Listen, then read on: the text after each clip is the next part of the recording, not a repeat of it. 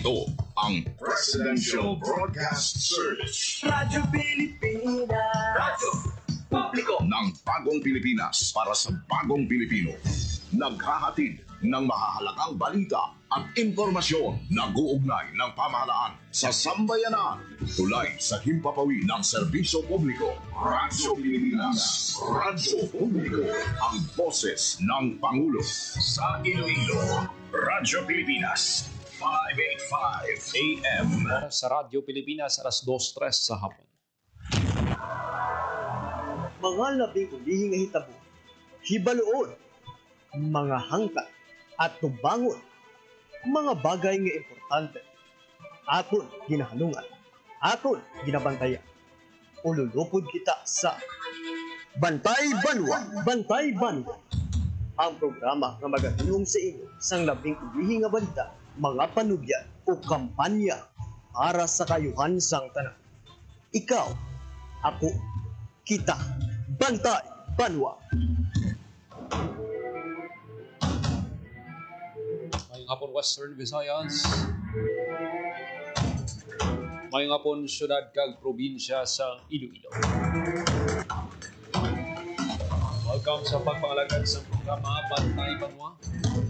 Martes edisyon kita Agosto 19 tuig 2025. Sa kinaandan, inyong inyong alagad kag Anchorman Joseph Paul Nobles sa Taros. Lulupod kita sa bunga hapon diri sa Radyo Pilipinas, Iloilo. Sa aton nga pagpangalagad mga kabiyanan, istoryahan ta ining pila ka mga updates no sa bahin sang Malacañang.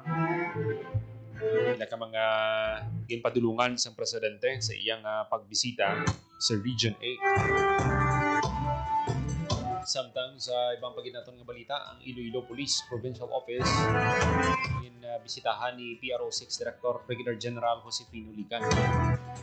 Baluon ta sa IPPO anong purpose ang visit ni General Lican, ano ang naistoryahan ng mga activities. Tanan nagapati kita kabahin sa gyapon sang pagpabaskog sang security measures pasiguro maproteksyonan ang mga dumuluyo ang mga dumuluong sa probinsya sang Iloilo.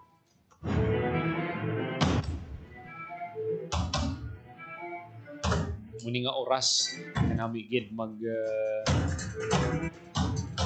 siesta. Mo ano gid tapos panyaga damo na kaon natuyo gid ning kadaman sa ato. Pero sa may mga trabaho kinanglan gid mag pangapi parang hindi matulugan sa trabaho. Samtang may iban man yang mga uturan kita nga ara sa trabaho wala man sila kakatulugan kiti ang iban masako sa ila trabaho pero may ara man nga masako sa pagkutso-kutso.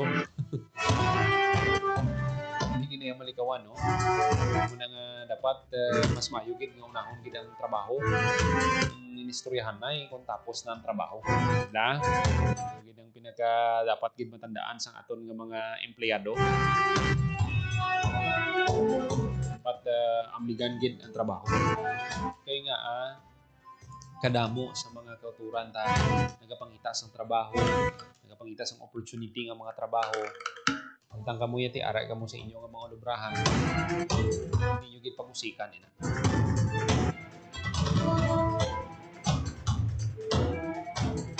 Siyete minutos magkaligad sa takta alas 2 sa hapon. Tis kita magpatpat sa dugang nga mga balita, check ta ang latest update sa lakat sang panahon nga igadulong sa aton sang Pag-asa Iloilo. Radyo Pilipinas. Weather.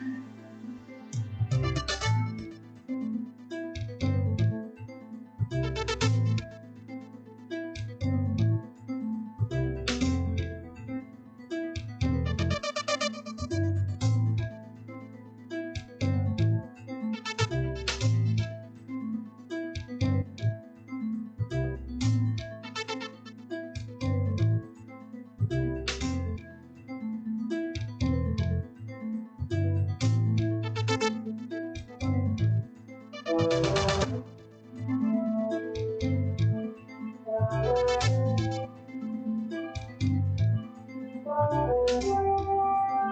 po na to sa piyak na linya pag-asa weather forecaster Leonor Silvestre. Ma'am, welcome sa Radyo Pilipinas. Maayong hapon. Hi, hello everyone. Ngayong hapon. Muli nga po may weather update para sa Subong Hadlaw Tuesday, August 19, 2025. Ito din sa mga apesa sa mga Southern Luzon, Visayas, sa Mindanao.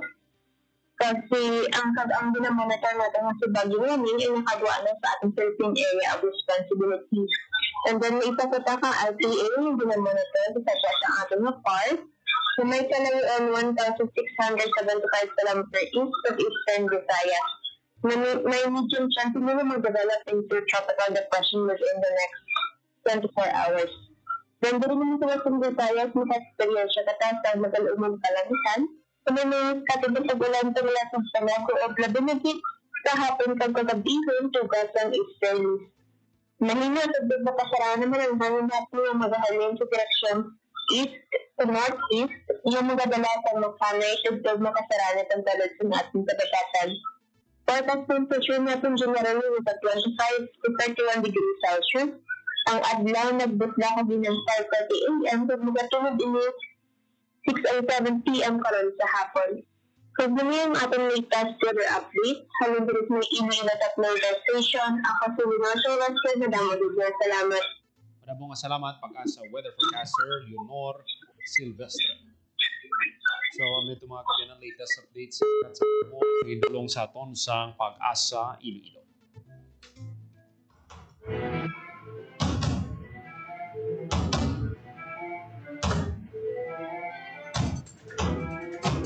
Sa dugang pa naton nga balita, mas papalapit na para sa mga pumuluyo sa taga-Eastern Visayas ang medical services sa bulig sang 124 BCO Patient Transport Vehicles kung PTVs naging panghatag ni President Ferdinand Marcos Jr. sa Ormoc ng mga kaiping nga kabanwahanan o kung probinsya sa Region 8. Tuyuan sang PTV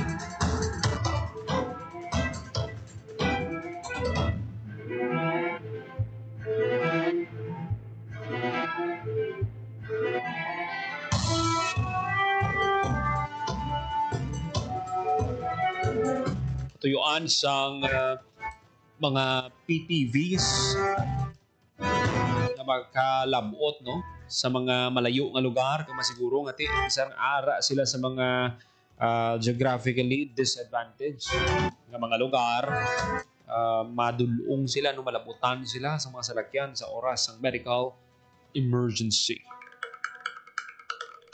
Ginbisita man sa presidente ang Eastern Visayas Medical Center sa Tacloban City para personal nga ma-witness ang pagpatuman sa zero balance billing. Sa idalom sini, libre na ang hospital bill kaya wala na sang bayran ng mga pasyente sa pampubliko nga ospital. Ginpasiguro sini ang affordable kag maayo nga serbisyo medikal para sa tagsa ka Pilipino nga wala sang ginapasaan nga galastuhan.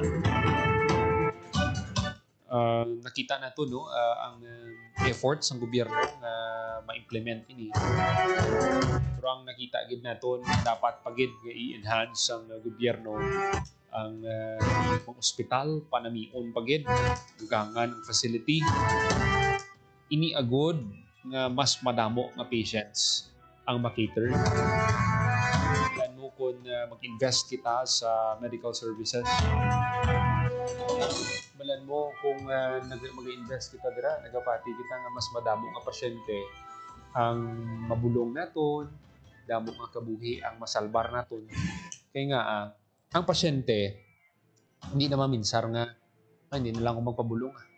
Masyado ka mahal. Hindi na lang ako magpabulong kay tungod wala ko sang inugasto.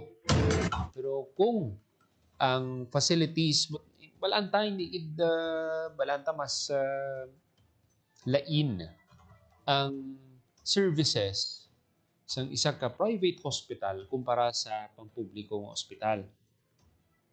Pero kung basihan naton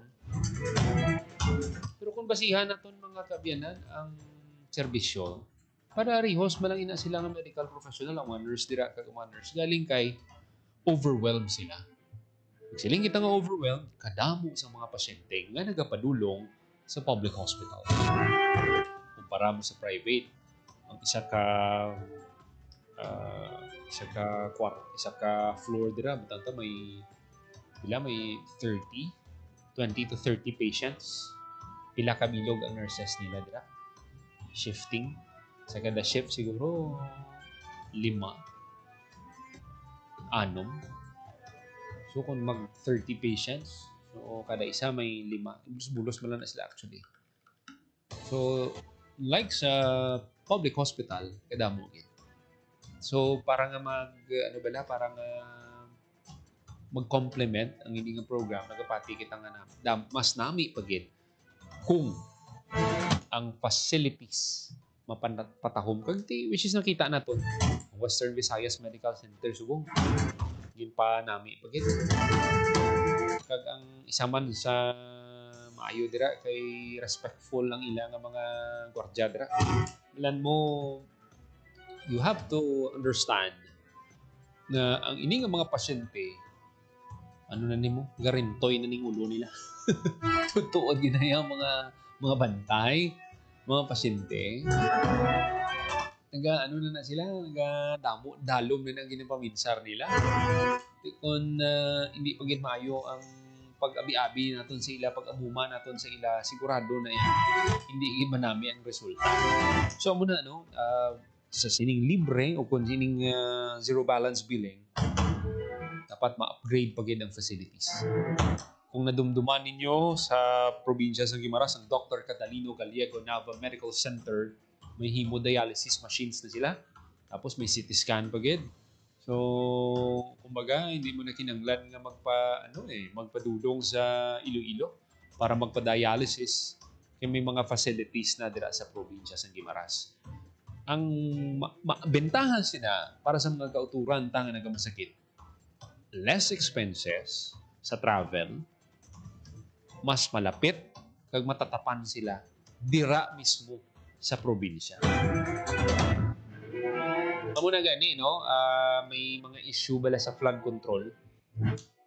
Buinan ang budget sa flood control to. May duwa to ka senador nga nagpabutyag. Si Senator Win Gatchalian, si Senator Bongo, buinan ng budget sa flood control. Kung hindi nila ma-resolve ang ining mga issues. Ako lang, mas mayugin nga mag-invest kita sa medical services. Balan mo, may mga pag-pandemic, kani nga terribling gasto nila, di ba? Di basta-basta ang gasto sa mga pasyente.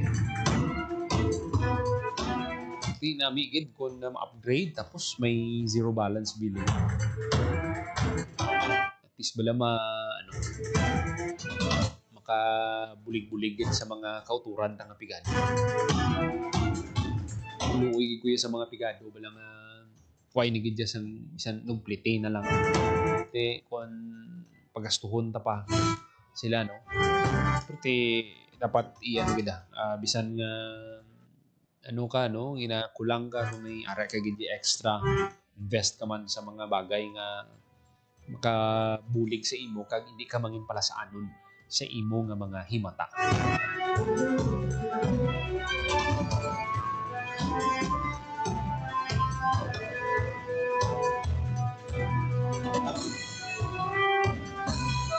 May ginbisita man nga mga pasyente si President Marcos. Sa bisita sa ospital ng presidente. Makita niya mismo ang sitwasyon. Pila sa mga final hospital bills sa pila ka mga pasyente nga naserbisyuhan.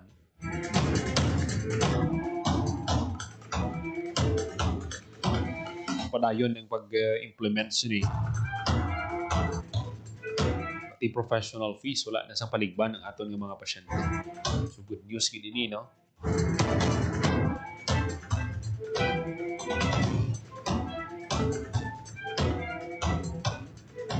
17 minutos, magkaligad sa takda ang alas 2 sa hapon.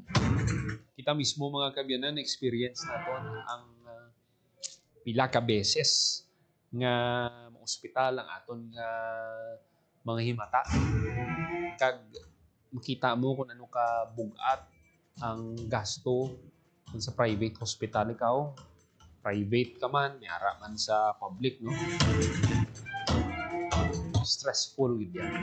So kung ma-upgrade ang facilities kag ma-implement ining zero balance billing, ang paminsaron na lang sang pasyente ang magpaayo. Na ano nyo na imagine nyo bala, no, na ang inyong pasyente wala na sang galastuhan, ang iyong mangin focus na lang magpaayo. Sa ano ba lang feeling sinasa inyong mga pasyente. Kamo nang ginalantaw na kung mapadayon ng inyong mga programa sa medical or sa health services.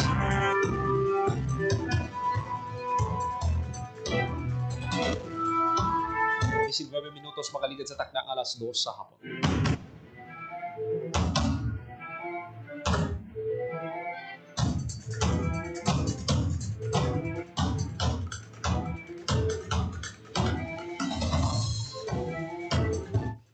Sini nga mga tinion nag-establishar kita sa koneksyon sa Iloilo Police Provincial Office.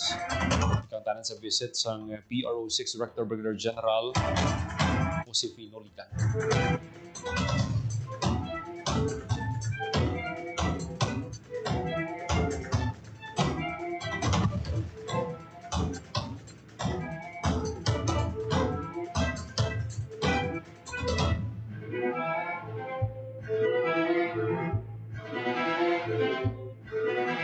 Mag-aatag lang kita sa pila ka mga pahanumdum sa aton nga pagbalik pagkaupod tayong spokesperson sa Iloilo Police Provincial Office, Police Major Rolando Arana. Gabalik lang ang programa Bantay Banwa.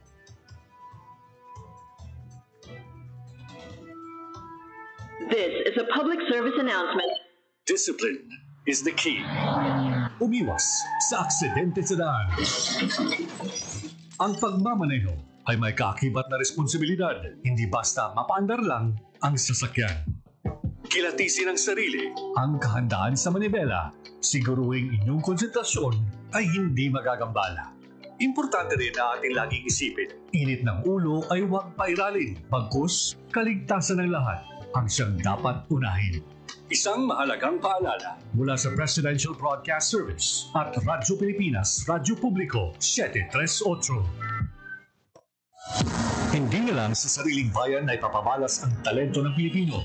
Dahil sa ASEAN, umaabot na sa iba't ibang panig ng rehiyon ang sining natin. Kinikilala, pinapakinggan at hinahangaan. Alam mo ba, mas marami na ang Filipino artist na naipapakita ang kanilang obra sa buong Southeast Asia dahil sa ASEAN. I can't wait for ASEAN to create more programs that will encourage collaboration. I think what would be nice is meeting the past participants. ASEAN would be open to residencies, not just for artists, but also to writers, to art critics, to curators, to other cultural workers. Sa ASEAN Artist Residency Program, ilang Pilipino na ang napiling lumikha ng sining sa Jakarta, Indonesia at ang kanilang likha bahagi na ngayon ng permanent collection ng ASEAN Gallery. Mayroon ding Connect ASEAN, isang art exchange program na gumagamit ng online at on-site exhibits sa mga palabas sa Manila, Jakarta at Busan. Tambok ang mga likha ng Filipino artist sa harap ng libu-libong manonood. At nitong 2024, tampok rin ang galing ng mga Filipino graphic artists sa ASEAN Graphic Arts Exhibition sa Vietnam, kasama ang higit 150 likha mula sa buong ASEAN.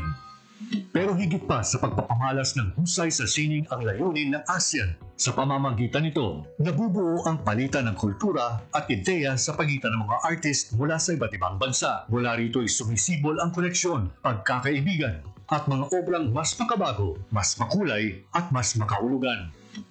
Dahil sa ASEAN, ang sining ng Pilipino ay hindi na lang para sa lokal na eksena. Ngayon, may entabladong regional, mas malawak, mas makulay, at mas kinikilala. Time to celebrate kulturang Pinoy, tradisyon, musika, sining, literatura, at iba pa. Anything and everything fun and Filipino. Ito ang Pinoy Kultura. Alam mo ba kung ano ang 22 minutos pagaligan sa takdang alas 2 sa hapon, padayon kamong nagapamati diri sa gyapon sa programa Bantay Banwa. Makaupot na sa piyak nga ninyang spokesperson sa Iloilo Police Provincial Office, Police Major Rolando Aranyo. Sir, welcome sa Radyo Pilipinas. Maayong hapon. So, pwede nga po dito mga kung nagtatalaga palamati sa Radyo Pilipinas. Sir, nag-visit si PRO6 Director, Brigadier General Josefino Ligan sa homes ng Ilonggo Cups, ang Iloilo Police Provincial Office. Kamusta, sir, ang pagbisita ni Regional Director? Yes, lang yung nabisag ulo ang iyasabing pagbisita sa atong regional director, si Police Brigadier General Josefino Ligan. Actually, Sir Paul, no, ang Iloilo Police Provincial Office at yung katapusan na binibisita o ang nga ginakandak command visit, no? Kahit ang ibang mga probinsya, including natin ng mga syudad, no? Natapos yung bisita, no? Kaya ang last na unit, iyagin sa nakadaang Iloilo Police Provincial Office. At tuloy na kung pisay na daw din, kasi siguro mga propasado alas 8 sa aga, kaya siguro wala pa mga 30 minutes, no? Na nagtapos ang iyadaring activity. So, naging successful game, naging madinalagon, kaya naging very, naging madinalagon, kasi kadamog sa mga na-discussan rin kanina, isagid ka ako nga bagay na mismo ang atong regional director ang nagpalabot rin sa kapulisan sa Iloilo Police Provincial Office. Okay. Nakita man natin may mga awarding man sa mga deserving personnel, sir. Sino ining mga ginatagaan sa pagkilala? Yes, actually natin rin ng mga ginpanggaan sa award ang mga exemplary natin ng mga police personnel na naghatag sa nag-deliver sa dakong accomplishment like sa atong illegal drugs, hindi at sa ating sining Provincial Drug Enforcement Unit, no, gindaan din natin sa award ang atong chief, no, sa PDU, the person of Police Major Najib Dilema. Okay. Kagti, nakita taman, sir, ang agi ni Major Dilema sa drugs kadamo sa mga nagakadakpan sa probinsya sa Iloilo. Yes, matuloy na, no? Dahil nakita naman natin sa mga kapisan sa dedikado ang atong sining chief ng Provincial Drug Enforcement Unit, si Police Major Dilema. Sir, sa assessment ni Brigadier General Ligan sa pagbisita niya, anong paglantaw niya, pag-assess niya sa performance sa Ilonggo Cups? Yes, so paano mabalgid natin yan, very positive ang iyan naman yung paglantaw in terms sa performance ng Iloilo Police Provincial Office, not only sa mga operational accomplishment natin, but of course, ito naman dari ang ating official order. Kaya actually, kanako yung perform mo, kung hindi panaog, ang atong sininga crime incident, particularly, no, ang ginatawag natin na focused crime. Kaya kanako yung sanggin reduce. Kung ikumpara natin sa period last year, no, by the way, natin ito recovered is from January 1 to July 31, no? So nakita na ang significant sininga paglubo sa natin sininga training. And we hope, sir, nga ma-sustain ini mga pila ka percent ang ginubo, sir, from ano ganito, January to July? January to July? Yes, nalipat lang din ako sa exact figure, but more than 30% na ang ginubo natin.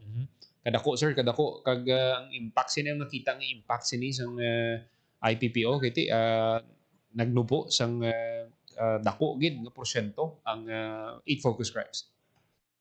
Yes, of course, ako din nga bagay kung mabal natin, bala sa phone, kung nagpabiling nga malinong, kung natawayan isa ka lugar, dako nga mga bagay or isa yung kadako nga opportunity nga mag-ating ang isang lugar, no? Kahit kung malinong, kung matawag, so ang aton nga mga negosyante, aton mga investor, hindi ko magtuwado nga mag-invest sa ilang kapital sa negosyo, which is kasi hatag naman isang oportunidad, especially sa doon sa mga employment. And of course, ang pinamerika importante ang peace of mind na mahatag natin sa ating sininga pumuluyo na wala sila sa ginakabalakan din nga wala sila sa sige nga panunalay no kay nabalaan nila nga wala pang malain nga matabo kay ang aton sige nga kapulisan isanda sige nga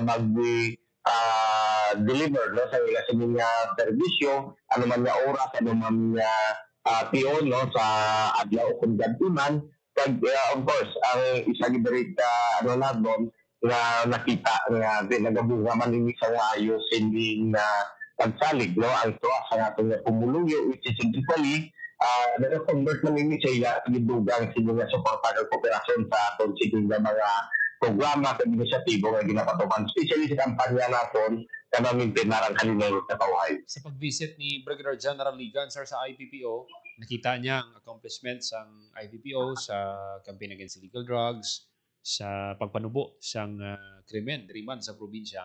Anong guidance niya sa IPPO sir through PD Razalan? Yes, unang hindi ko magpuntinto kung ano nga aton subukan na lapot. So dapat dugangan pag hindi ka teacher, ang dedikasyon naton kasi nakita yan nga may arakugid kita nga dapat nga i-improve sa aton official order, sa aton mga accomplishment, ano man sa mga pagbintang pagidnaton sa pagkasandyo pagidnaton sa aton mga programa para dugang pagidnaton nga mapapagpon ang relasyon sa kapulisan kag sa aton mga pumuluyo. Okay. Lastly, Major Aranio sir, ang imong mensahe panawagan sa publiko. Una, simple, no? Let me grab this opportunity na pasalamatan ang aton talaga mga pumuluyo kay ang initanan nga na gain sa Ilocos Provincial Office dako gidiri nga bahin no ang pagbulig sa aton sa mga pumuluyo gani padayon kita nga nagapilar ang ila sini nga padayon sa pagsalig at suporta para nga maangkon natin ma-achieve natin ang aton sini nga tinutugyo kung sino nag-aanaton sa kalinong sa kataway kag no ma-free naton sa pagbubing sa illegal nga droga ang bilog nga probinsya sa Iloilo. Maraming salamat Police Major Rolando Aranio, spokesperson ng Iloilo Police Provincial Office. Maraming salamat, good afternoon. Pati ang mga kabyanan, Major Rolando Aranio, spokesperson ng Iloilo Police Provincial Office.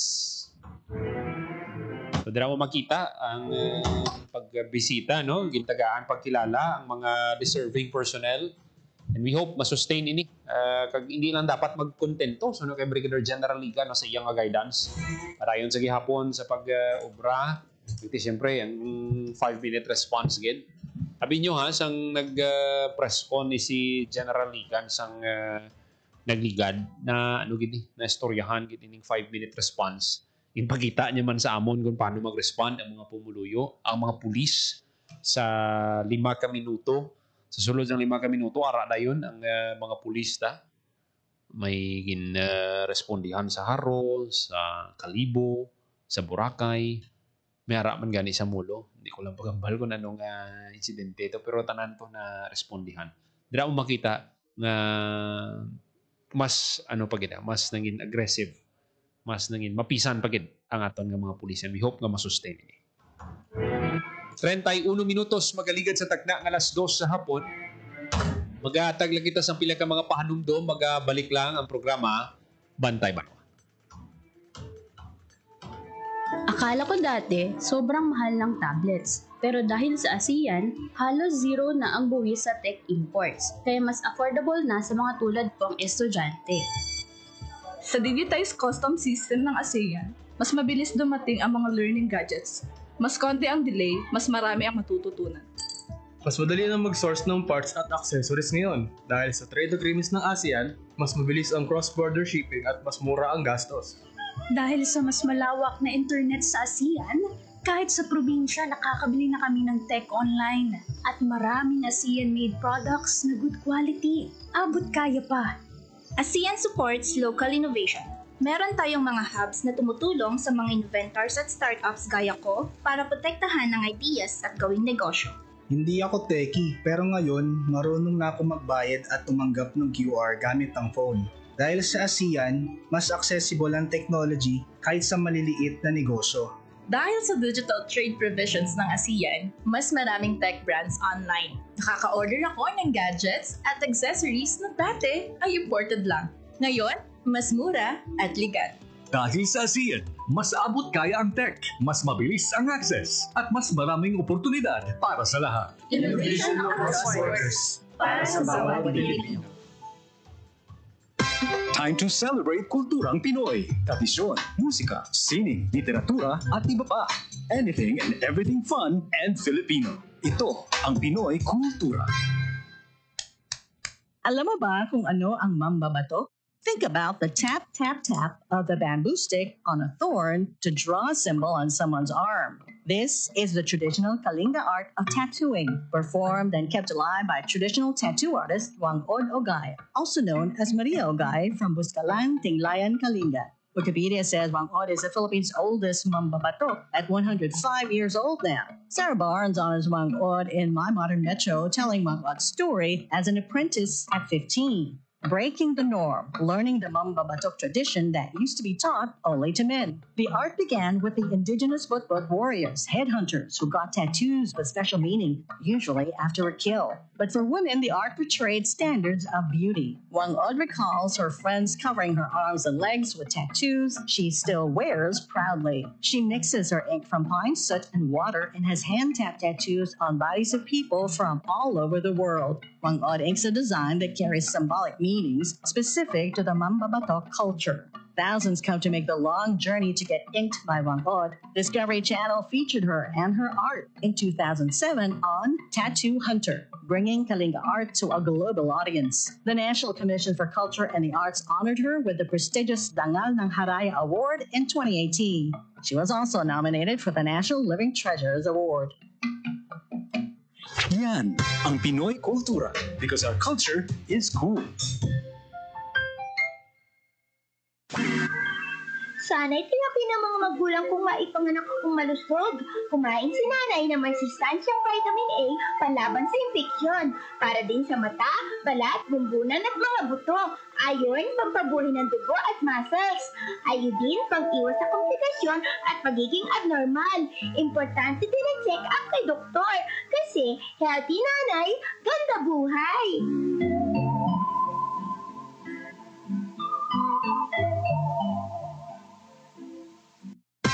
Time to celebrate kulturang Pinoy. Tradisyon, musika, sining, literatura, at iba pa. Anything and everything fun and Filipino. Ito ang Pinoy Kultura. Naaalala niyo pa ba ang mga katagang ito? Amoy Paris, amoy araw. Ano ba yan? Puro sugat ka na naman. Bakit wala na naman kapares yung tsinelas mo? Ang dungis mo. Tama na. Ayos lang, di ba? Masaya naman tayo naglalaro sa kalye ng sipa, patintero, agawang base, habulan, jolen, trumpo, text, at marami pang iba. Some Filipino games just show how creative we are. All we need are players and nothing else. Ang saya balikan ng ating kabataan. Kain, tulog, laro, laro, at laro. O ano, game na? Pagkabilang ko 3, nakatago na kayo. Yan ang Pinoy Kultura because our culture is cool.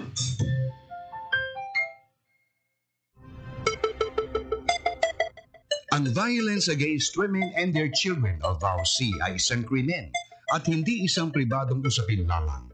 Ito ay nakasaad sa Rule 3, Section 6 ng Republic Act 9262 o Anti-Violence Against Women and Their Children Act of 2004. May obligasyon ako, ikaw, tayong lahat. And vow now. It's our duty. Ang paalalang ito ay hatid sa inyo ng Philippine Commission on Women at ng himpilang ito. Time to celebrate kulturang Pinoy. Tradisyon, musika, sining, literatura, at iba pa. Anything and everything fun and Filipino. Ito ang Pinoy Kultura.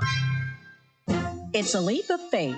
Actually more like a 3-step and a sway. Ito ay ang sayaw sa Obando, Bulacan. Sinasalihan ng mga babae at lalaki na humihiling ng anak o asawa sa 3 pintakasing santo. The 3 saints, San Pascual Bailon, Santa Clara ng Assisi, and Nuestra Senora de Salambao. Wikipedia says it's a dance of vitality and abundance performed for 3 days from May 17th to the 19th, 1 day devoted to each saint. The festival starts off with a mass and later in the day, the dance procession is perform, where devotees sing the Santa Clara song and melody to the Blessed Virgin of Salambao, their Thanksgiving song. The festival could be traced to an ancient ritual called Kasilonawan, a celebration of the god Linga, a force of nature. When the Franciscan missionaries came, they introduced the three saints to replace the pagan gods. In WW2, the Church of Obando and much of the town was pretty much destroyed, including images of the three saints. The festival was banned because of its pagan roots. Religious processions were still held, but the dancing was not allowed. But in 1972, the new parish priest and the Cultural Commission of Obando brought the tradition back.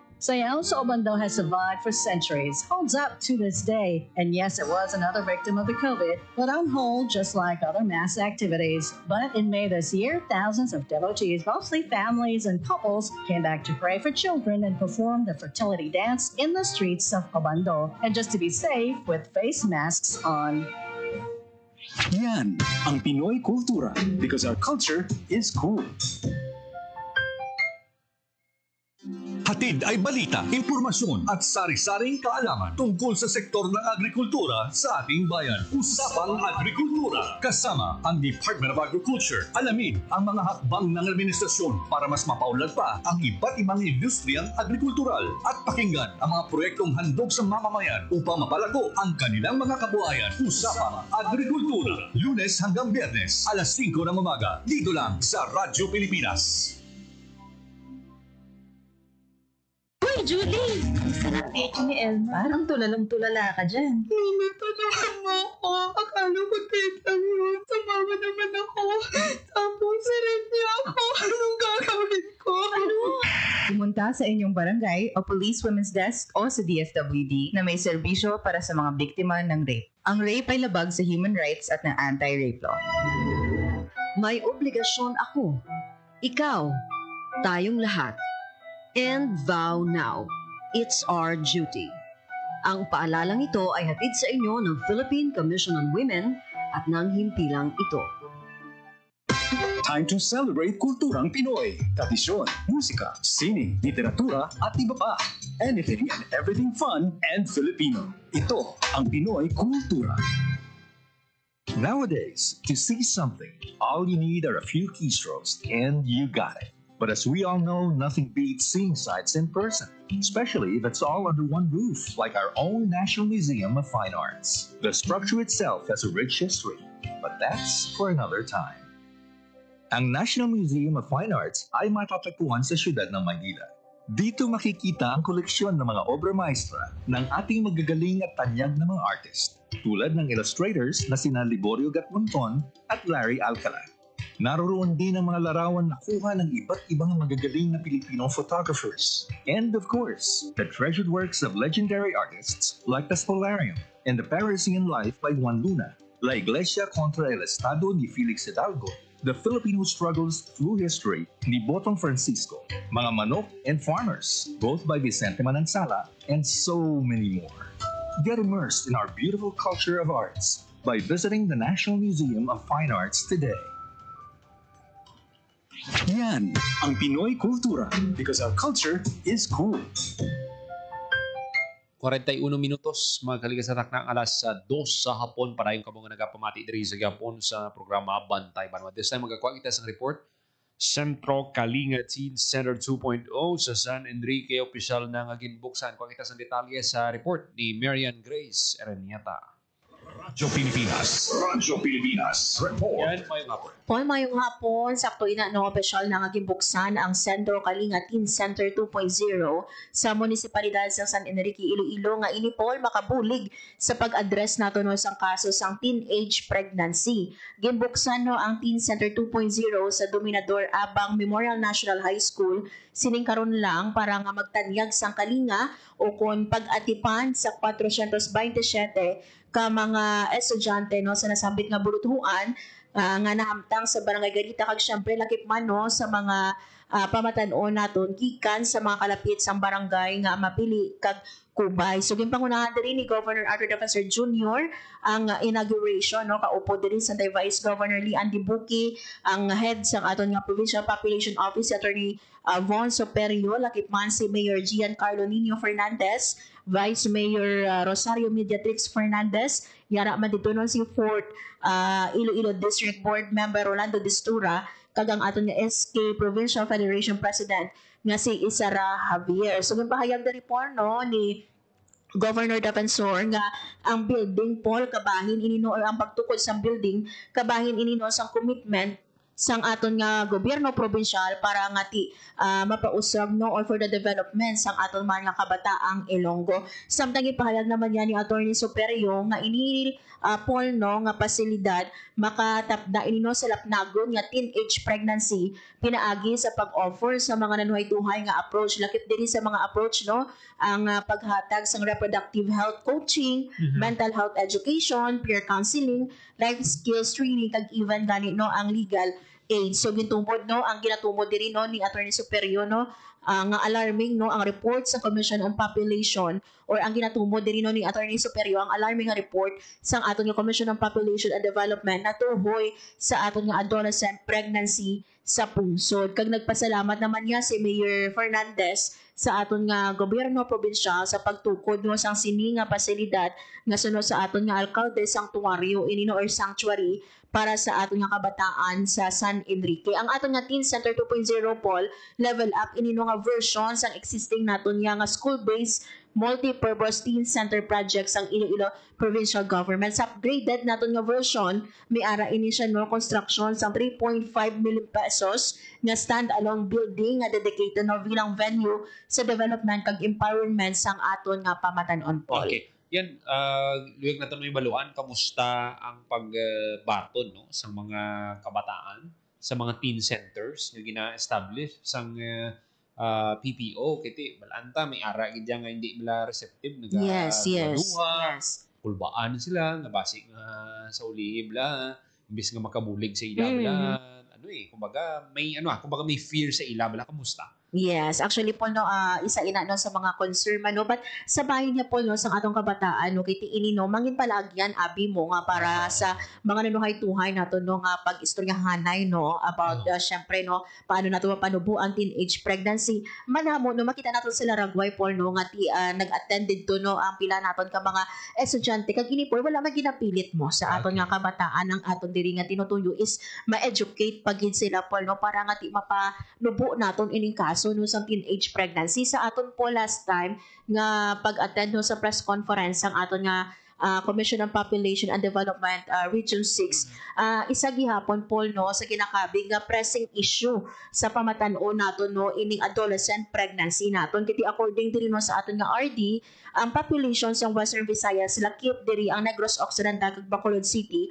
yara sa 7.9 million kung sa diin 18.3% diri no ang pamatan-on kag base sa datos Paul no ang kaso sang adolescent pregnancy sa rehiyon sang 2023 nagapabilin nga mataas kag alarming nga may record nga 4,875 ka kaso. So pinaagi diri Paul no sa sining pagtukod natong sa teen center maistoryahan naton kumbaga no ini mangin eye opener man kumbaga no madulugkangan ang ihibalo sang aton man nga pamatan-on. So sa isina Paul nga question nakita naton Paul dito no nga nag-attend dito no ang kabataan naton sa pag-open sang sining nga teen center sa San Enrique kag last time sang subong man nga bulan sang August may ara man gin-open Paul dito sa may Banwa sang Dueñas kung sa diin no gintambungan man sa pila naton ka mga estudyante. Hindi ta man gusto mag-judge no sa mga kabataan naintindihan ta ang ining mga inexperyensahan pero ang nakita naton nga dapat matumod sa government kung ano gid ang gintunaan no nga nagresulta bisa mo na kay iban may mga makita kita nga mga kabataan kumbaga guided man sila sa parents nila. Pero may ara man yan ngati way gid sang guidance sa ilang ginikanan pero sila kumbaga aware nadala pa sila sa gihapon nangin part sila sang teenage pregnancy. Yes. Correct ina Paul no. Actually Paul no, sa mga past interviews naton sa CPD, isa sa mga tudlo Paul no nga reason diri, isa sa mga reasons no, ang peer pressure naton. Kag syempre lakip man dira Paul no ang kakulang sa ihibalo no, and at the same time kulang sa ihibalo sang aton nga pamatan-on kag sang ilang nga ginikanan. Hambal gani Paul no ni RD Harold Alfred Marshall no, paano makatudlo no ang ginikanan kung sila mismo wala sang ihibalo. So apart no sa pag-capacitate naton sa pag-educate naton sa mga kabataan, dapat ang mga ginikanan o kung mga guardian kabaluman ini sila kung ano ba na ang mga bawal, ano ang mga hindi. Kag ang focus Paul sang aton no nga CPD gid po no is pabaskugon gid yan no ang education, ang awareness no sa aton nga pamatan-on no, not only for the campaign no, but dapat pasakaon or pasangkadon pagid ang ilang nga ihibalo na tuhoy no sa risgo sang aton man nga teenage or adolescent pregnancy. Yan, madam ugid nga salamat. Para sa Bagong Pilipinas, Marian Grace Araniata, Radyo Pilipinas, Radyo Publiko. Madamo nga salamat Marian Grace Araniata sa report sa sining pagbukas sang Teen Center 2.0 dira sa bahin sang San Enrique.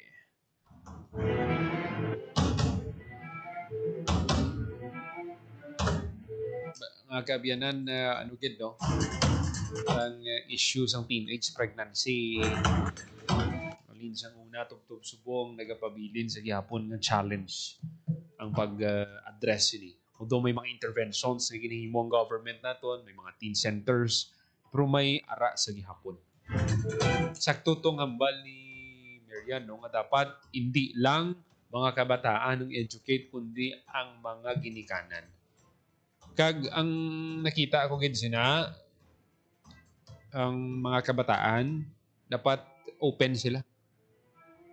Pero kung permimos lang sila ginaakigan, dako ginang tsansang hindi ginamanugid sa imo. Totoo ginaya. Pero kung may open relationship ka mo, bala mo may time na dapat akigan mo siya, pero may time man dapat na ginaistorya mo siya. Hindi man pwede nga puro lang akig. Butang tabi sa isa ka simana, puro lang akig mabatian sa bata mo, masturya pa na siya sa imo. May maka-establish ka bala sa mga yung relationship sa imong kabataan. Kung sa bilog na simana, puro akig lang masakam niya. Wala mo siya matagaan sa atensyon. Ginatagaan mo lang siya atensyon kung mangakig ka. Diba? Dapat bilang ginikanan, hindi lang katungdanan tangakigan sila kung may sala sila. Dua na Kigan ta sila kung may sala sila. I-correct ta sila. Hindi ta sila pag-inag, hindi ta sila pagsakiton. Patagan ta. Pero ti may ara gid yang kulang gid sa disiplina nga bata. Hindi ginaya madula. May ara gid yang madala sa pressure sang barkada. Pero ti kung pressure lang sa barkada, ako may example gid ako sila Sa una sa barkada ako ay gid sang may lualos tanan to nga tilaw-tilaw man sigarilyo. Pero kita yaway kita yung nag-testing na. Kung inuman kita, occasional lang kung may mga events. Pero sigarilyo do hindi gid. Nakita taman ng malaing nga epekto sa sigarilyo. So lamang kita yung nagpadala sa pressure. Dapat kung may panindugan ka, panindugan mo. Basta siya insakto lang. Mugin ang di dapat pag lipatan sa mga kabataan. Sabi nyo, kung temprano ka mo magbulusong, ang inyong future apektado. Although makabangon ka mo, magka-recover ka mo. Pero kung pwede, pusan nyo ginang pag-eskwela nyo, establishar ka mo sa maayong karera, mag-establish ka mo or mag-umpisa ka mo sa inyong pamilya. Hindi nyo pag-umpisahan anay sa mga amo-amo sina. May way ginaya sang maayong idulot sa inyo. Hindi lang kamo ang problema, pati ang inyong mga ginikanan, manghimataan nyo mga problema sa inyo kag. Balaan nyo man ang perception ng tao sa inyo. Isa pagid na. Mas mayugid nga likawan ta nga mag-engage sa mga bagay nga hindi pa dapat. Walang ginatandaan. 52 minutos magalikan sa takdang alas 2 sa hapon. Mga kabiyanan ng iban pagit ng mga balita patpato na sa masunod nga edisyon sa programa Bantay Banwa. Ginapasalamatan ta mga kaupdanan ta sa technical side. Engineer Roy Louis Kaipang sa transmitter. Mr. Bermor Aventura. Para sa Bagong Pilipinas, Joseph Paul Noblesa Tarosa, Radio Pilipinas, Radio Publiko. Ang inyong tulay sa himpapawid ng serbisyo publiko, ang Presidential Broadcast Service, Radyo Pilipinas, Radyo Publiko. Radyo Pilipinas. Radyo